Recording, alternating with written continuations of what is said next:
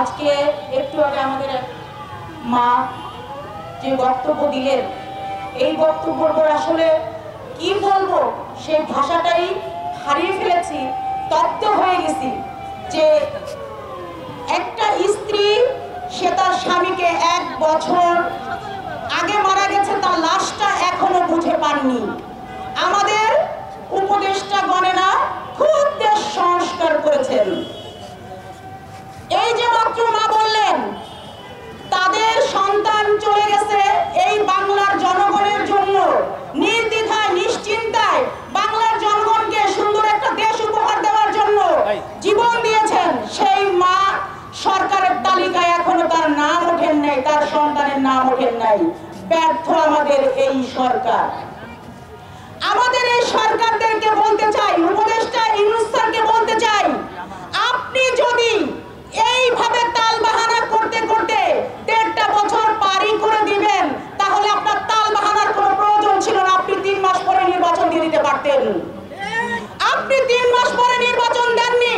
আপনি বলেছেন আপনার সংস্কার করতে হবে। আরে ইউনূস স্যার, আপনি কি সংস্কার করেছেন দেশের?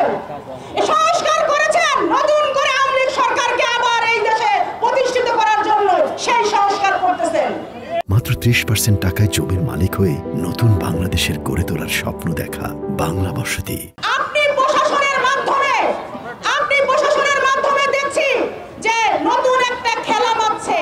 আমি গত 3 দিন আগে একটা ভিডিও দেখেছি আমাদের স্বরাষ্ট্র উপদেষ্টা, সেই ভিডিওটা দেখে খুব দুঃখ পেয়েছি। আপনার সাথে যদি কোন স্বরাষ্ট্র উপদেষ্টা কোন এমপি মন্ত্রীর সাবেক সম্পর্ক থেকেই থাকে, সেটা মিডিয়ার সামনে প্রকাশ করার কোনো প্রয়োজন নাই। এটা পুরস্কার আপনি প্রচার করে আপনি কি বোঝাচ্ছেন?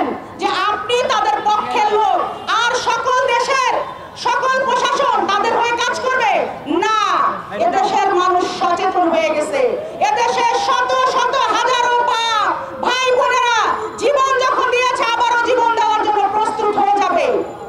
আমাদের নেতার উপরে যে হামলা হয়েছে তাকে মেরে ফেলানোর জন্য, সেই হত্যার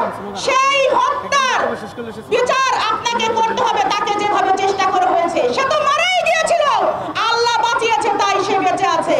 তবে তাকে নিয়ে যে আবার নতুন খেলা করা হচ্ছে তার চিকিৎসা নিয়ে, আপনি এটা ঠিক করছেন না।